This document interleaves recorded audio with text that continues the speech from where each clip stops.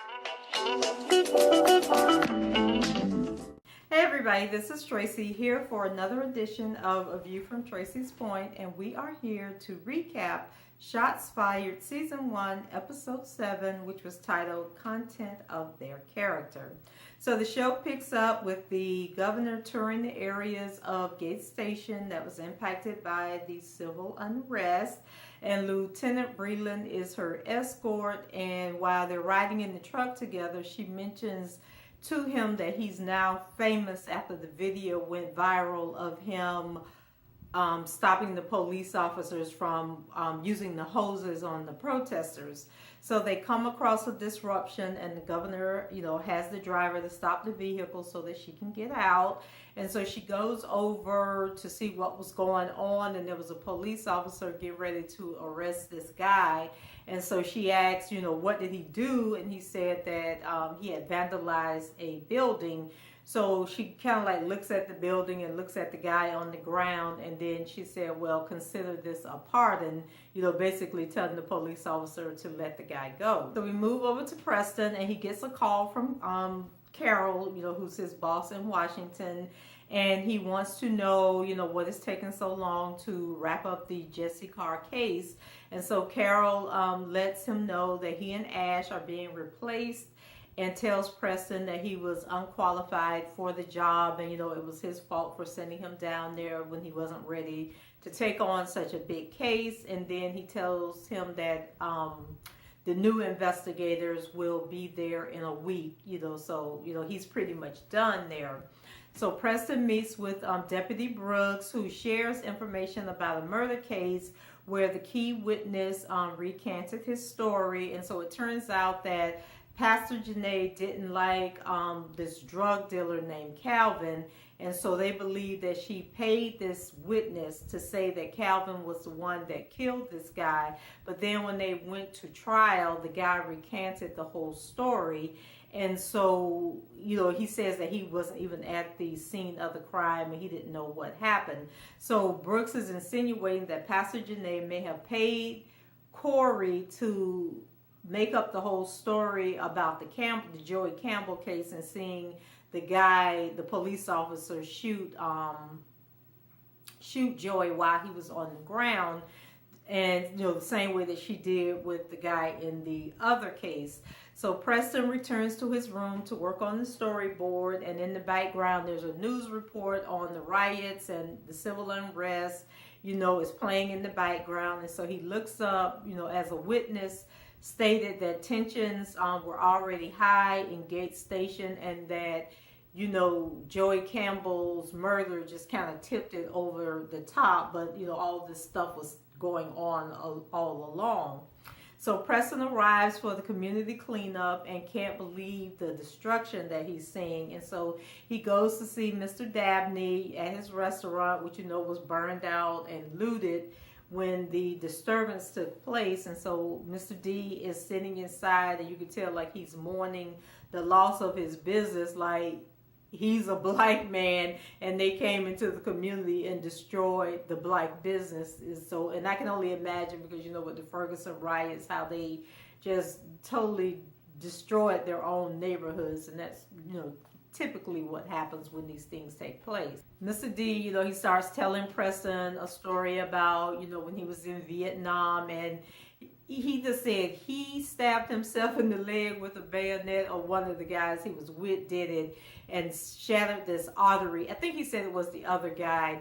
And so basically that was the guy's way of being sent home. And so he said when they were at Vietnam, there was a way out, but here you're in your own community and you're your own enemy. And even after all the unrest, they still have no way out. They still have to live in that community.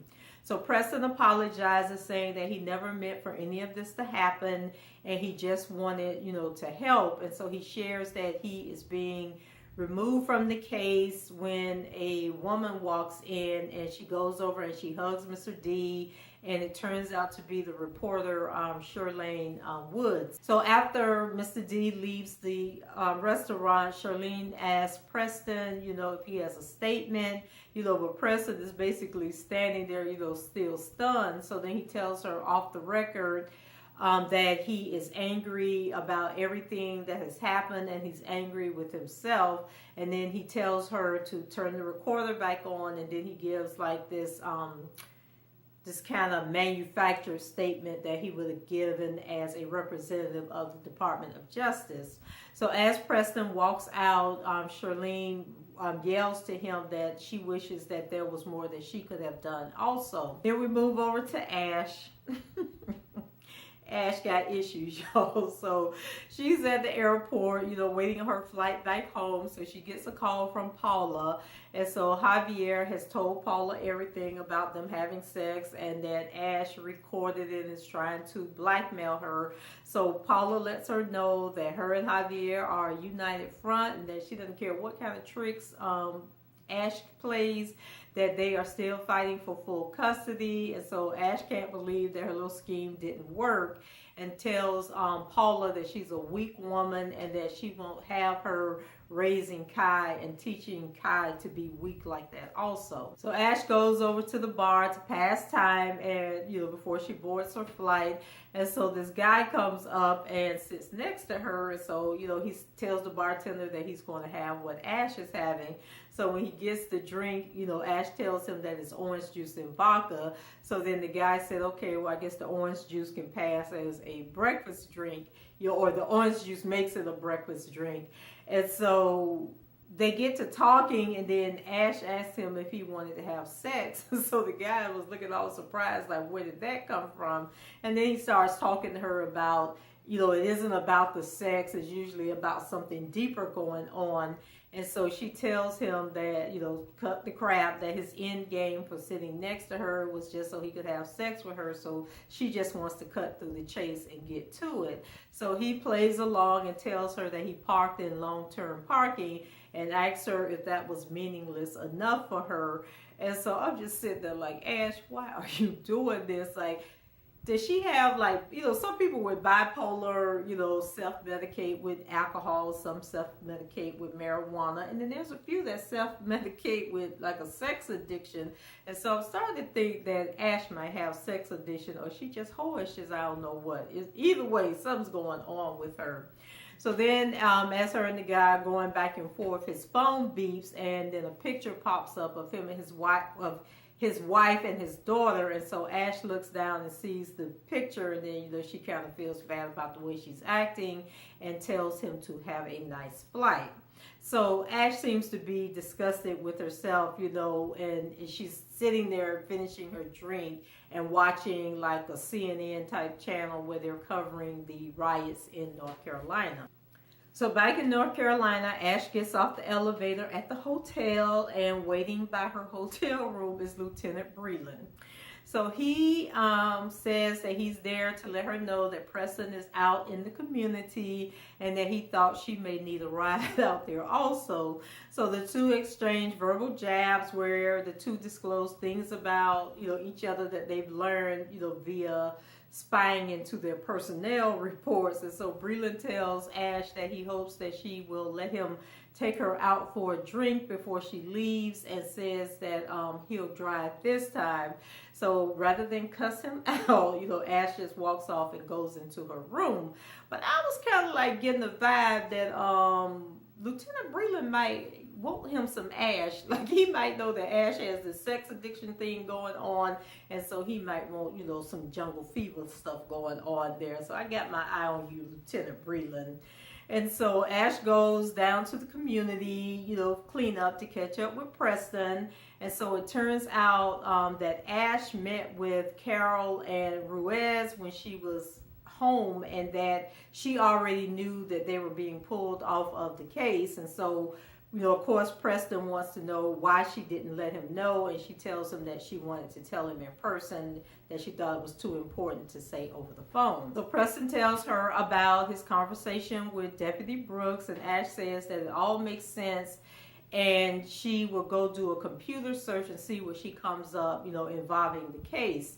So Sheriff Platt calls his wife into his office, and he wants to tell her that he's decided to retire in an effort to save their marriage. And so he says he got a letter from their son, Robbie, and that Robbie is getting ready to graduate, I guess, from the police academy, but he doesn't want his dad to come, and so I guess he blames the dad for the breakup of the marriage and him working too hard.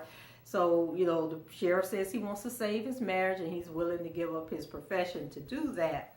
So outside the office, Shameeka Campbell is there and she's going off, being loud and, saying that she's there to pick up Sean and she's not leaving until they release him. So the guy who's working the desk tells her that Sean's bail is $10,000 and unless she can come up with the bail money, she can't get Sean out. So the sheriff comes out to intervene and he pulls Shameeka to the side and lets her know that, he was arrested because he was breaking the law and he had vandalized the police car. And so Shameeka says that, a few weeks ago that she met with the governor. The governor had came to her house and told her if she ever needed anything to just give her a call and that, she doesn't mind getting the governor involved, if they don't let Sean go. So then the sheriff decides to release Sean, into her custody. And so when he comes outside, Shameeka starts beating on him. And it kind of reminded me of the Freddie Gray case when the lady made the news because she found out that her son was down there involved with the riots. And she beat him on national TV. And, the people were trying to make a big deal out of it.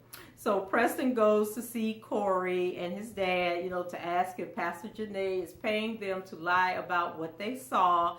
And so the dad is outraged that he would accuse them of lying and putting their safety in jeopardy. So Corey says that Pastor Janae tried to recruit him for a group called the Hinds, but he wasn't interested. And then I never could figure out what the Hinds was, if it was like a security team or something that she had put together, or if it was something to do with her church. I never did catch on to what that was, or maybe they had mentioned it in an earlier episode.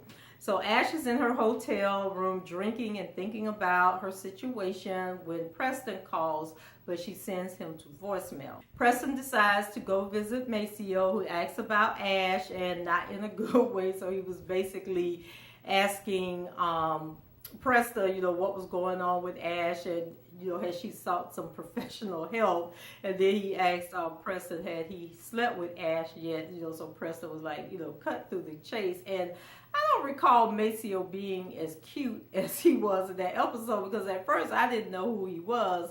But anyway, Preston was there to borrow $10,000, and he told Maceo that he couldn't tell him what it was for and that he may not be able to pay it back. But then Maceo, walks over to a drawer and opens the drawer, and he had stacks and stacks of money, and he gives Preston the $10,000 and tell him, don't worry about it. And I'm thinking, see, this is how these celebrities, when you see on the news that they done been robbed, all these millions of dollars of jewelry and $300,000 in cash.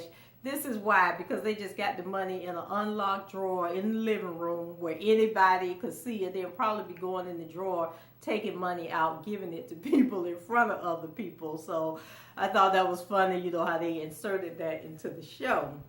So it turns out that Charlene was the reporter, pays Kiana a visitor. Remember, Kiana is the one that witnessed the murder of Joey Campbell, and so she offers her the $10,000 for her story and to tell her what happened to Joey Campbell. And then we know how materialistic Kiana is, and she'll do anything for $1. So she took that $10,000 and gave Charlene the story. Preston and Ashe finally hook up and go visit Pastor Janae to confront her about the story that Deputy Brooks told about, about her being involved with the guy in the other case. And so she denies the accusations, and Preston then asks her if she fed Corey the story about Arlen Cox being the person that shot Joey Campbell, and did she do it because she wants to stop Arlen Cox from building the prison. And so Pastor Janae again denies the accusation and tells them about Cox taking her to dinner the night before to encourage her to join his board of directors, and that he also offered to pay her a salary. And so she questions whether it is Cox who sees her as a threat and not the other way around. So then the pair go and visit Cox to ask him about Pastor Janae. And so he claims that Pastor Janae is about money and says that after Pastor Janae declined his offer to join the board, she asked for a large donation under the guise of reparations and that he refused to give in to her extortion. So Preston then runs his mouth and lets Cox know that he has an eyewitness who saw him murder Joey Campbell. And you can just see Ashe in the background looking so disgusted, like, will you please shut your dang on mouth and stop revealing information about the case? So Cox calls his bluff and tells him that if he had confidence in his eyewitness, that he wouldn't be about to walk out the office like he's about to do. And he also tells Preston that he is disappointed in him and that he reeks of desperation. So like I say, Ashe is pissed off that, that Preston just can't keep his mouth shut. And so she tells Preston that Cox is now going to insulate himself even further and that's going to be harder to break him. And that Preston's reputation is on the line as well as hers, and that, he really needs to cool it. So Ashe walks off and Preston gets a call from Charlene. And so she's telling him, about her meeting with Kiana, but before she can tell him anything else, someone broadsides her at full speed. And it was kind of reminded me of the movie, not the movie, but the TV show, How to Get Away with Murder, when Viola Davis lost her baby when Frank was before her and Frank became friends, I think, and he ran into her trying to kill her, and so it was like the same scene. And I'm noticing, like, in a lot of these shows that we keep seeing the same scenes being repeated over and over, and I can see it happening on the same networks, but it's like different networks, but they're playing out like some of the same scenes. So I don't know if writers are talking to other writers or if all this filming was going on at the same time and people were talking, but it's just like a lot of repetitiveness going on a lot of these different shows. So Preston and Ashe arrive at the hospital as Charlene is being taken in for surgery, and Preston asks for her personal effects, and he learns that her phone and her recorder and any notepad that she may have had are not among her things. And so he realizes that it wasn't an accident and that somebody was either trying to kill her or trying to get the device and everything, or the information that she got from Kiana out of her possession. Next, they go to visit Kiana, but she is packing up to leave because she knows some mess done went down. So Preston demands the money back, and Kiana's denying that she has any money. So he starts tearing up their apartment looking for it, and a picture fell down. And Ashe noticed that there was a bugging device on the back of the picture. So she points it out to Preston and tells him, that Kiana doesn't know anything and that they're wasting their time. And so she goes and looks out the window and she can see the car where the officer is doing the surveillance work. But then by the time they run out the house, the guy, I guess he realized that they had found the device also, and he pulls off and speeds away. And then at the same time, Kiana then grabbed her keys in her bag and she done ran out the back door. So they done lost Kiana. I don't know if they're going to be able to find her again. So in the car, Ashe points out that bribing a witness will get him time in Leavenworth, and she isn't trying to go there with him. So Preston says that he learned, how to be dirty from her, and Ashe tells him that he needs to know the rules before he tries to break them.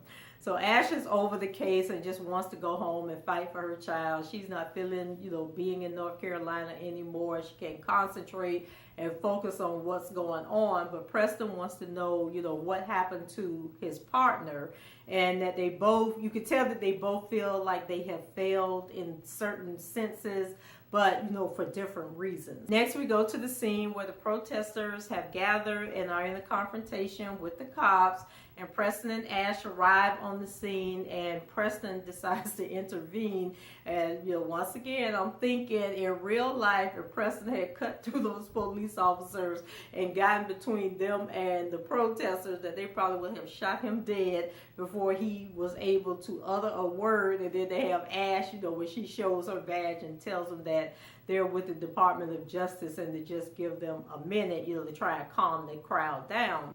Then Preston and one of the protesters are like exchanging words, and the guy's telling him that, you know, he knows who he is and that he's just a flunky, you know, for the Department of Justice. And Preston, you know, promises the crowd that he will bring justice for both murders and fix what's wrong in their community. And, you know, he's giving like this little speech, and he says that he admits that when he came to town, he was a puppet for the Department of Justice, but he won't be leaving as one. When him and Ashe, you know, get back together, she asks him what if he can't deliver on his promises, and he says that it wasn't his promise, it was their promise. But Ashe was looking at him like, how the hell you gonna involve me in your foolishness? I told you I was ready to go home. I was tired of this case. You know, so now she is really feeling like her reputation is on the line and not appreciating, you know, what's going on with Preston. But Preston lets her know that they got a week to work on this case and that they got to come up with something big before the week is over with.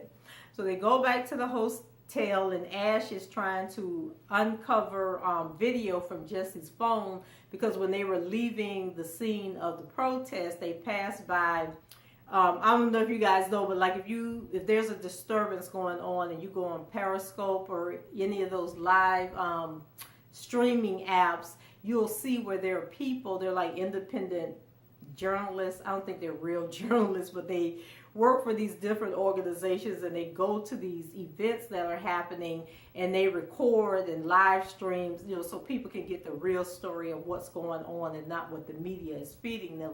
So they passed by some people, you know, who was doing like that independent reporting, and then it clicked in Ashe's mind that kids have apps on their phones that look like calculators and stuff like that, but if you click on it and enter a code, then it'll open up like where they've done pictures and videos and stuff that they're hiding from their parents. So they pull out Jesse's phone, and she finds the app and gets into the phone and finds the video. And Jesse had actually recorded his stop with Joshua Beck, and you can hear the whole conversation from when he was stopped, and then Beck orders him to get out of the car, and he doesn't want to get out the car, and then Beck pulls the door open, but then the camera falls and all you can hear is the gunshot. So you don't know if Jesse actually reached for Beck's gun or if Beck just shot him for no reason or what was going on. Then we go over to the governor's house, and she's meeting with Sarah about, I guess she was supposed to go meet with some people, but now she's going to do it via Skype or something. And then her daughter comes down, and the daughter says that she's going to a riot watch party. And the governor asks her, you know, was she exerting her white privilege, because who has a watch party to watch people rioting? And so then the daughter is telling her that, you know, even though she's going to the party, she's probably the only one in the room that's actually concerned about the people, you know, who are being impacted by the, you know, civil disturbances. And then they get to talking, and the governor, you know, tells the daughter that she feels like her legacy is going to be blurred because of the deaths of Joey and Jesse, you know, happening under her watch. And then the daughter lets her know that her legacy is more than about her job as governor, and that she will always remember her as being a great mom. And then she slips on out and goes to this party. So over at Joshua Beck's, he is not doing well, and you know, he's at home taking care of the kids and trying to cook dinner. The house is a mess. The pots are boiling over on the stove, and then the kids get to fighting, and he loses his temper. And so he's yelling at the kids, and he grabbed, you know, the one boy away from the other one, you know, to tell him to stop fighting. And then Kerry walks in, and she sees him discipline the kids, and then she's freaking out, saying that, you know, that's not what they're going to do in her house. So then Joshua's like, well, my kids are not going to grow up to disrespect me, and I don't appreciate you telling me how to discipline my kids or undermining my authority. And so Kerry looked at him and told him that she is undermining his authority, and that when he is capable of leading, then she will follow. But until then, she getting her kids and getting up out that house. And so she walked out on him, and I'm just thinking, like, the man already down on the ground, and you just gonna make him feel worse than he already first felt. And I'm just thinking, like, this just wasn't a good episode for black men, because Ashe was just really berating Preston. Then you got Kerry berating Joshua, and I'm just like, sisters, can y'all stand by the men and help lift them up? Like, I don't know, just the whole angry black woman thing don't work for me. So then we have a scene where Lieutenant Breeland goes to see Sheriff Platt, and so the sheriff asks him, you know, how was his ride along with the governor the day before, and what did they talk about? So Breeland says that, you know, she asked him about the tours with the volunteer deputies, but he didn't, you know, say anything to her about them. And then the sheriff tells Breeland that he isn't ready for the big leagues because under the spotlights, the real him would shine through. So I don't know what that was supposed to mean. And then Lieutenant Breeland returns home and finds his daughter Tess and a black kid named Tommy, and they were locked up in her room. And so, you know, he had to push the door open, and he's upset, you know, that she was in the room with this kid. And so they were actually watching video of the riots, and then the piece where the Lieutenant Breeland was caught, you know, stopping the guys with the water hoses. And so they assure him that they weren't doing anything wrong, and then they start like boosting him up and telling him he's famous, you know, because of the video. And then he kind of like, you know, settles down when the boy tells him that, you know, he would never disrespect Tess, or he would never disrespect Lieutenant Breeland's home, and that he really respects him. So then he tells them, you know, okay, you guys can stay in here, but no more closing doors or locking doors in the house. So the show ends with Preston and Ashe, and they're playing the video for Sheriff Platt and saying that they need to bring Joshua Beck back in to question him and ask him why did he leave out the part about grabbing the door, you know, opening the door and dragging Jesse out of the car. The sheriff gets a call that the warrants have been signed and that the officers are moving into position. And so the sheriff tells Preston and Ashe, you know, to come go with him because they're going to want to see this. So then we have, you know, they do those little cameos at the end of the show. So in this episode, we had Joshua at home, and he's throwing something up against the wall, you know, kind of stewing over his situation. Then it goes to Sean, and he's in his room packing a little bag, and I guess he was getting ready to run away. And then it goes to the sheriff, Preston and Ashe, you know, and they arrive on the scene, and we learn that Pastor Janae is being arrested, and they are charging her with the murder of Joey Campbell. So, very interesting. A lot of little twists and turns there. And so I think there's 3 more episodes left. And so we'll see how Ashe and Preston wrap this up in the week before their replacements show up. So guys, let me know what you thought about this episode. Rate the video, leave your comments. And if you haven't done so already, please subscribe to the channel. And I will talk with you guys next time. Have a great weekend. Bye-bye.